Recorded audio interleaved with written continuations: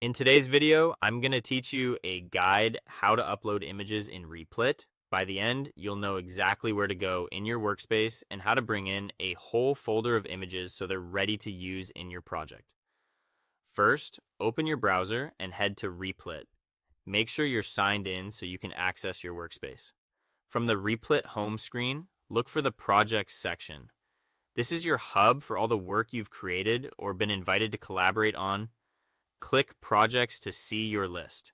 Next, select the project where you want to add your images. Pick the exact replis you're actively working on.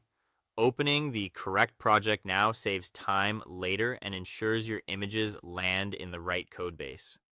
Once inside the project, go to the top right and click the expand panel icon. This reveals or widens the side panels so you can easily access workspace tools. If your interface looks a bit different, that's okay. Just expand the sidebar so you can see the file-related tools clearly. Now click on File Tree. This panel shows every folder and file in your project. Think of it as your project's directory view, where you can confirm where things live and how they're organized. In the File Tree header, click the three dots. That menu holds actions specific to file management inside your REPL. Choose Upload Folder. When your system dialog opens, select the local folder that contains your images. It's best if you've already organized your files before this moment. Give the folder a clear name and keep file names simple, lowercase, and without spaces to avoid path issues later. Common formats like PNG, JPG, and SVG work well. If your folder is large, give Replit a moment to finish the upload. You'll see the files appear in the file tree as they're processed.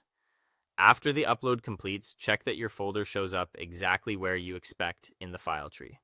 Open it to confirm your images are present. From here, you can reference them in your code using their relative paths, for example, by pointing your HTML, CSS, or JavaScript to the uploaded folder and file names. Keeping a consistent folder name like images or assets makes paths easier to manage across your project.